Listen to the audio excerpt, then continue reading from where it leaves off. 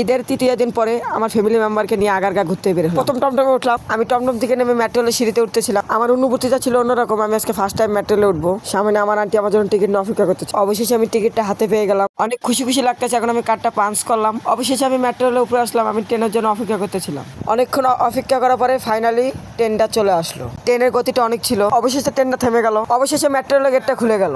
আমি অনেক এক্সাইটেড ছিলাম। খুশি মনে ভিতরে ঢুকে গেলাম। ভিতরে ঢুকে দেখে কোনো সিট নাই। আমি এক সাইডে যা দাঁড়ালাম। আমি কতটা খুশি বলে বোঝাতে পারবো না। আমি একটু দাঁড়ায় বাইরে ভিউটা নিতে থাকলাম। বাইরে ভিউটা অনেক সুন্দর ছিল। বাইরে ভিউটা নিতে আমার অনেক ভালোই লাগতো। ভিতরে দাঁড়িয়ে থাকতে থাকতে আমার ভালো লাগতেছিল না, তাই আমি ভাবতেছিলাম যে কখন ট্রেনটা থামবে। আমি সেটার অপেক্ষায় ছিলাম। অবশেষে দেখতে দেখতে ট্রেনটা দাঁড়িয়ে গেল। পরে ট্রেনের গেটটা খুলেছিল। অবশেষে আমরা নেমে গেলাম। নেমে হাঁটতেছিলাম। আমার অনেক ভালোই লাগতেছিল।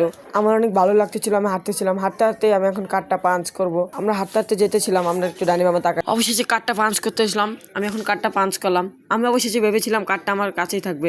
অবশেষে ভাবলাম হ্যাঁ, কার্ডটা আমার কাছে রেখে দিল। আমার কষ্ট আমি বলে বুঝাতে পারবো না আপনাদেরকে। আমি হাঁটতেছিলাম। হাঁটতে আমার ভালো লাগতেছিল।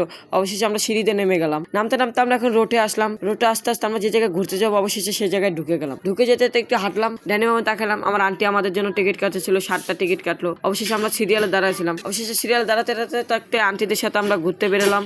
একটু হাঁটতেছিলাম। ভালোই লাগতেছিল আমার। অনেক লোকজন ছিল। আমরা হাঁটতেই ছিলাম। হাঁটতে হাঁটতে আমার ছোট ভাই পানি খেতে চেয়েছিল, তাই আন্টি ছোট ভাইকে পানি খাওয়া শেষ হলে আমরা তাও হাঁটতেছিলাম। আমার ছোট ভাই ছবি তুলতেছে, আমি সাইড থেকে দেখতেছিলাম। আমার অনেক ভালো লাগতেছিল, আপনাদেরকে বলে বোঝানো যাবে না। কিন্তু সাথে আমার গার্লফ্রেন্ড নেই, সমস্যা একটা। কিন্তু সামনে হাঁটতে হাঁটতে দেখি কি হাড়ি ভাঙ্গা খেলা হচ্ছে। আমি একটু দাঁড়িয়ে দেখতেছিলাম। একটা মদন আস্তে আস্তে হাঁটতেছিল, সে অবশেষে হাড়িটা ভাঙতে পারলো না। অবশেষে আমার ভালো লাগতেছিল না, আমার হাঁটতে ভালো লাগতেছিল, তাই আমি হাঁটতেছিলাম।